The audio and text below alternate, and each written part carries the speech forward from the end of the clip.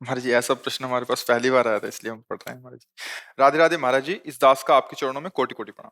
महाराज जी, मैं हर रोज भगवान के पवित्र नाम का 1.25 घंटा जप करता हूँ और आपका सत्संग सुनता हूँ, इस इच्छा से कि मेरा एक दिव्य एवं शाश्वत लोक में चक्रवर्ती सम्राट की तरह मेरा जीवन हो और हजारों लाखों सुंदर मेरी रानियां हो। क्या भगवान नाम से ये संभव है?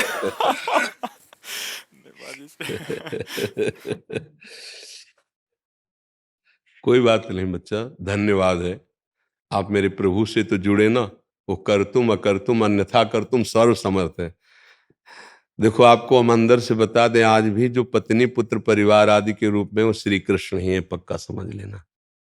उनके सिवा किसी की सत्ता नहीं। वही जब अंतर ध्यान हो जाते तो हम लोग शरीरों से प्यार नहीं करते। यदि आप ऐसा मानोगे तो अपने आप को हजारों रानियों के रूप में प्रस्तुत करके आपके हृदय में बैठ के स्वयं भोक्ता और स्वयं कर्ता बन करके वो अपने आप से अपने आप में खेलते हैं। आप करो, आराधना करो, और तो अगर वो चाहेंगे तो आपकी इस आकांक्षा को पूर्ण करेंगे, नहीं आकांक्षा को गायब कर देंगे।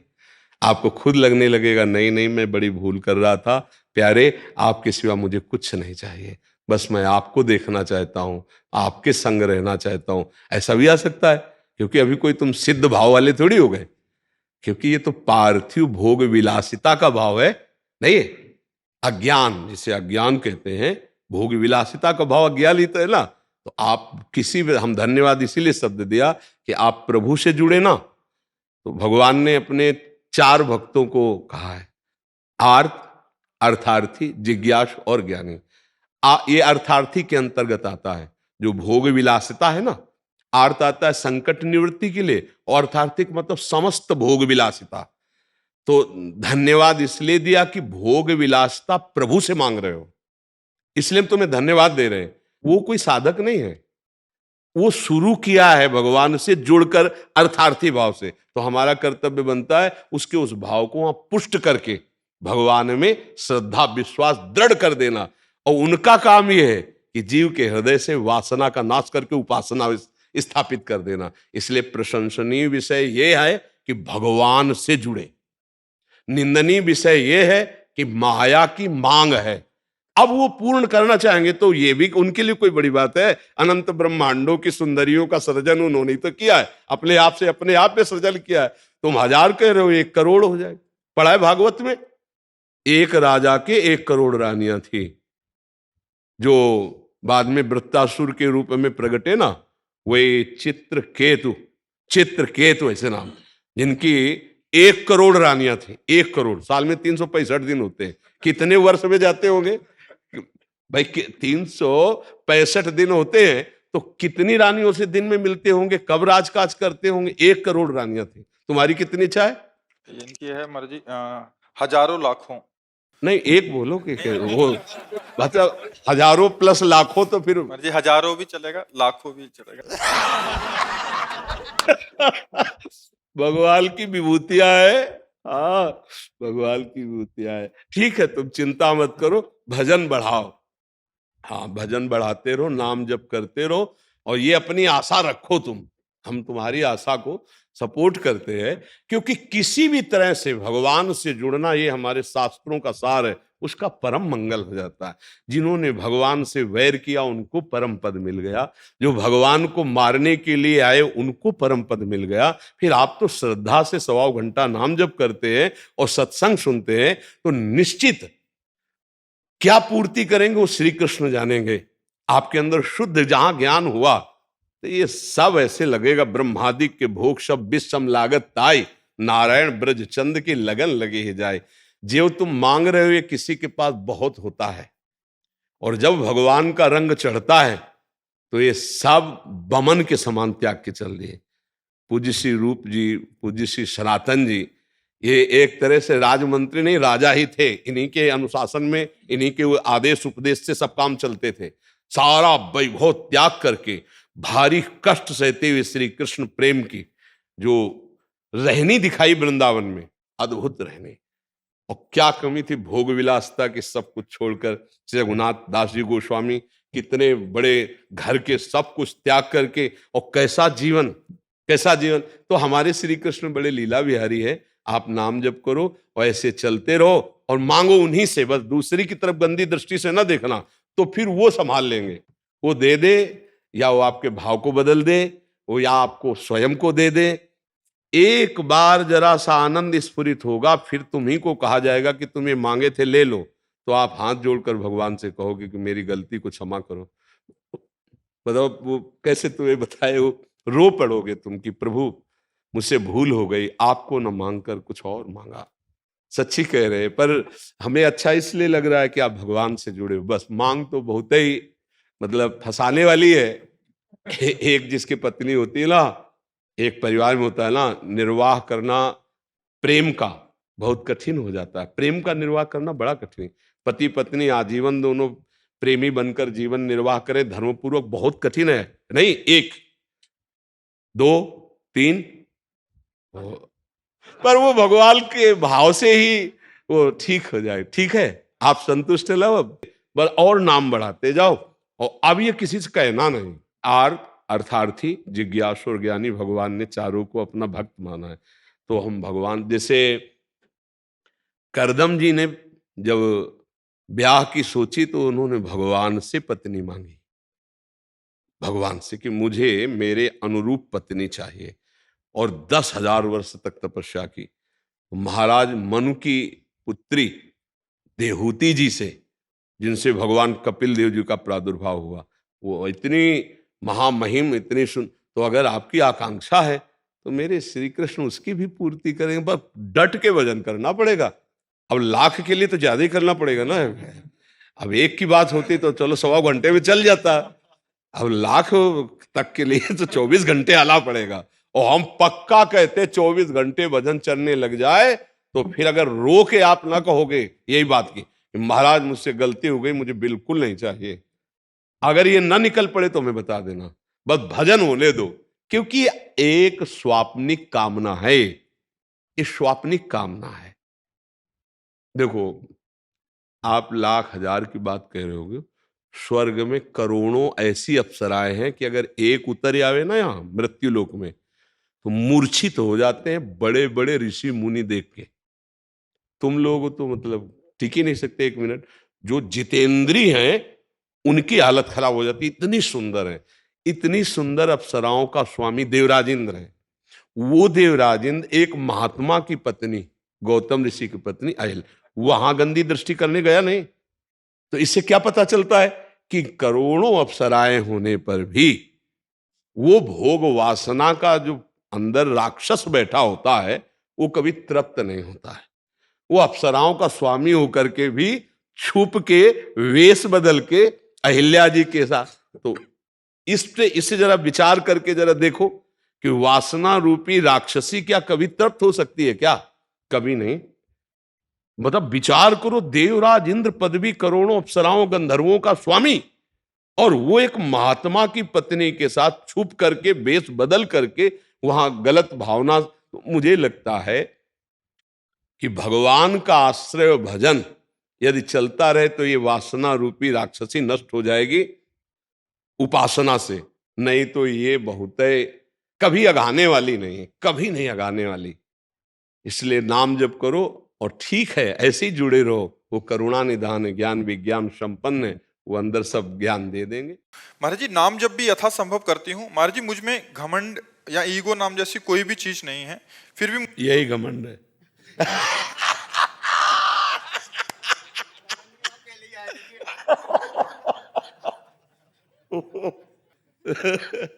मरीज कह रहा है डॉक्टर से मैं बीमार नहीं हूं, डॉक्टर कह रहा तुम बीमार।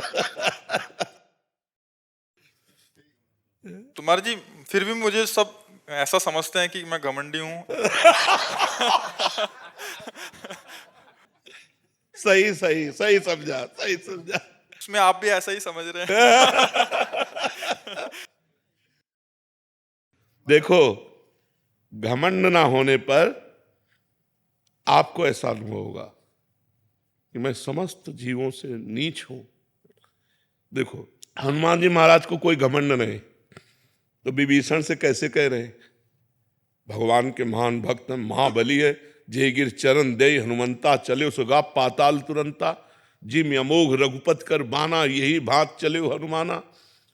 बुद्धिमताम वरिष्ठम ज्ञानिनाम अग्रगण्यम, बलों में महाबल, महाबली हनुमान परम ज्ञानी क्या कहते हैं?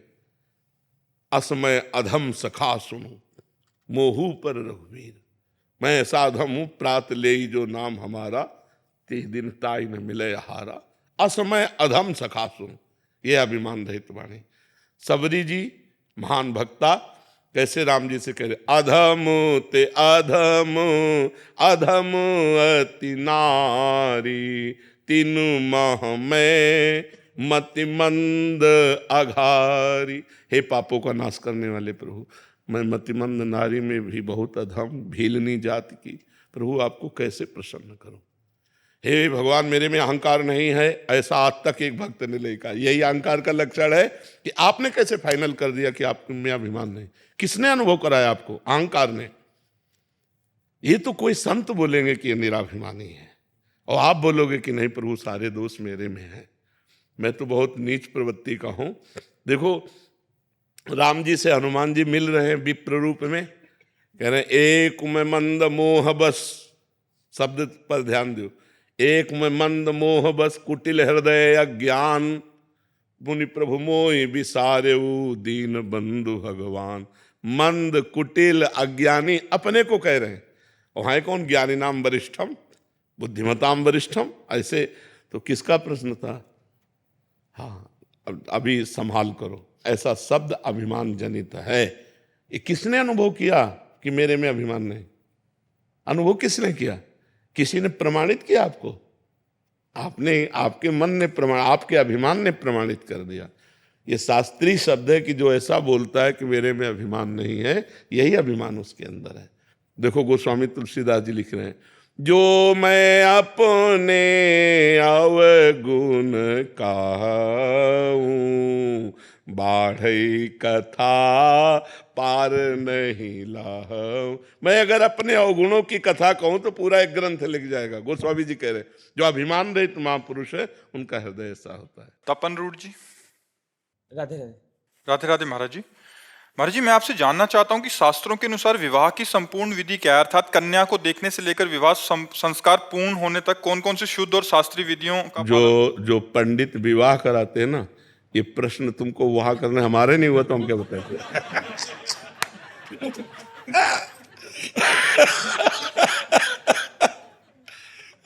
अब उससे पूछ रहे विवाह की विधि जिससे कभी विवाह नहीं हुआ।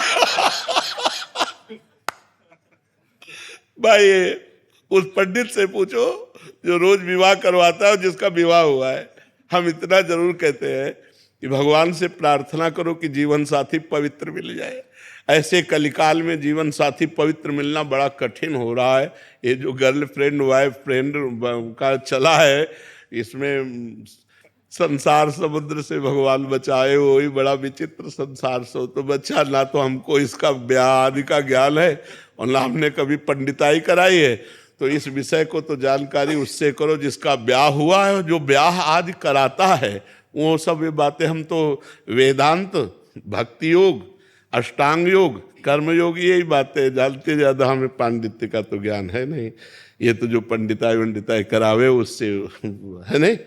हाँ, इसका हमें ज्ञान नहीं बच्चा, और ना इस विषय में हम कभी गए। बचपन से बाबा जी रहे तो हम इस विषय को जानते। अब जिस विषय को हम जानते नहीं उस विषय को क्या हम वर्णन करें जी। राजन सिंह जी मथुरा से। महाराज जी बाबा पूछ रहे हैं कि आप एक मंदिर में गए और वहां एक सूरदास जी मिले, उन्होंने मेरे से पैसे मांगे, मेरे पास पैसे नहीं थे, मैंने मना कर दिया। सूरदास जी ने गुस्सा हो गए और बोले मैं तुझे श्राप देता हूं कि तेरे को कभी नींद नहीं आएगी, ना ही मल मूत्र का त्याग कर पाएगा, जन्म जन्मांतर दुख पाएगा। महाराज जी इस श्राप से मुक्ति का ऐसे लोगों की बातों का कोई प्रभाव नहीं पड़ता। ऐसा हो तब तो पूरे विश्व को सब लोग त्रासित कर दे। पाखंडी लोगों को परेशान किए हैं। कार से उतरे, दरवाजा खटखटाए और संत वेश में, हम यज्ञ करने जा रहे हैं, हमको इतने 1000 रुपया दो, नहीं दोगे तो तुम्हारा लड़का।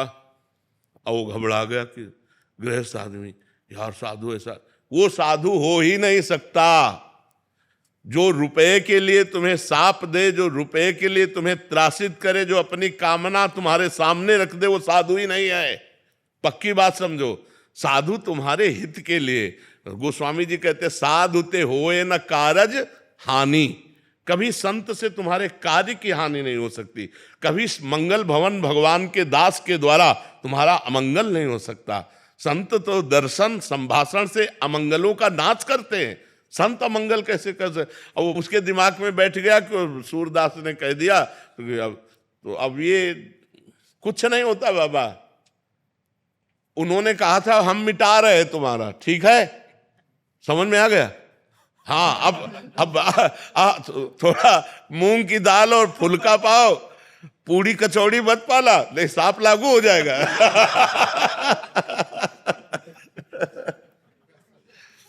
साधक आए थे, वो गृहस्थ में रहते थे, कह रहे लहसुन प्याज, क्योंकि वैष्णव पद्धति में भोग नहीं लगाया जाता, तो कह रहे लहसुन प्याज छोड़ तो दिया 1 साल में, बट जो प्याज की याद आती है ना, मतलब वो क्रिच क्रिच वो सलाद में जैसा होता था। भगवान की याद नहीं आती, प्याज की। कह रहे मतलब वो याद भूलती नहीं है यार। अगर प्याज यहाँ काटा जाए तो दुर्गंध हो जाएगी, नहीं हो जाएगा। वो कहते हैं कि क्या बात है, मतलब छोड़ तो दिया, बट वो जब उसकी याद आती है ना, मतलब सारा बिरह सता। एक बार प्याज के खेत में ले जाए उसको, और प्याज मन दो मन करके कि अब इसी को खा, इसी को देख। एक हमारे अंदर की एक जो चाहत है भोगों की, यही मिटाना अध्यात्म का कार्य। ये मिट जाए तो सब एक जगह। भैया, एक किसान हल जोतता है ना, और आधा किलोमीटर दूसरा किसान हल जोत रहा होता है, और उसकी तमाकू खत्म हो गई हो, तो इतनी तमाकू के लिए वो आधा किलोमीटर जाएगा, वहां से तमाकू लेके आएगा, बनाएगा, खाएगा। एक एक चीज बांधे हुए है। जो जिस व्यसन में है, जो जिस नशे में है, वो उसके बिना। अब ये सब वस्तुओं का अपना प्रभाव है, लेकिन भगवान की याद आवे, भगवान की याद में कोई रोए, वो धन्य है, उसका जीवन धन्य है। अच्छा, हम कह रहे हैं कि कोई भी निषिद्ध पदार्थ ना हो, और 56 भोग हमारे ठाकुर जी के लगते हैं। 56 भोग लगते हैं ना, 36 व्यंजन 56 भोग। खूब बढ़िया भोग लगाओ ठाकुर जी को, और पाओ, प्रसाद मान के पाओ, तो वो तुम्हें बाधा नहीं पहुंचाएगा। डायरेक्ट पाने से आसक्ति होगी, और जब प्रभु ने पाया है, तो मेरी श्री जी ने पाया, मेरे ठाकुर जी ने पाया, वो प्रसाद जो है मंगल करने वाला सबको चाहिए। जैसे आप ठाकुर जी को भोग नहीं लगा सकते, आपके सामने थाल आइए, 1 मिनट ऐसे कर लीजिए, 1 मिनट भगवान का ध्यान कीजिए, और हे भगवान आप पाइए। 1 मिनट में क्या जाता है, रुक जाइए, 1 मिनट थोड़ा भगवान का स्मरण कीजिए, और जय हो प्रभु आपकी, और बस पाओ, हो गया, भोग लग गया। यहाँ भी भगवान बैठे हुए हैं, बाहर भी भगवान को अर्पित कर दिया। तो हमें लगता है कि प्रसाद से बढ़कर स्वादिष्ट कोई वस्तु नहीं होती। देखो, आप मंदिर में इतना पेड़ का टुकड़ा मिल जाए तो कैसा लगता है। गांव में जब सत्यनारायण की कथा होती थी ना, तो पंचामृत और पंजीरी बटती थी। घर में 10-12 लीटर दूध है, सब चीजें व्यवस्था है, लेकिन जो नारायण को भोग लगा, वो चरणामृत, जब पंचामृत मिलता है, इतनी पंजीरी, तो लगता है दोबारा लाइन में खड़े हो जाते हैं। प्रसाद में एक अलौकिक स्वाद होता है। तो हम अपने घर के भोजन को प्रसाद बना कर पाएं, तो हमारे हृदय में उसकी आसक्ति नहीं रहेगी, और समस्त दुखों का नाश करने की सामर्थ्य भगवत प्रसाद में होती है, और भगवान की प्रीति देने में समर्थ है भगवान का प्रसाद। जैसे चरणामृत है ना, रोज चरणामृत पियो। अकाल मृत्यु हरणम सर्वव्याधि विनाशनम श्री कृष्ण पादोदकम पीत्वा पुनर्जन्म न विद्यते। रोज चरणामृत पियो तो अकाल मृत्यु का नाश हो जाएगा, और पुनर्जन्म नहीं होगा। ये बड़ा प्रभाव है चरणामृत, भगवान का प्रसाद, भगवान का नाम। इन्हीं के बल से तो हम माया पर विजय प्राप्त करते हैं। खूब आनंदित रहो, जो अच्छा लगे प्रभु को भोग लगाओ और पाओ। जी।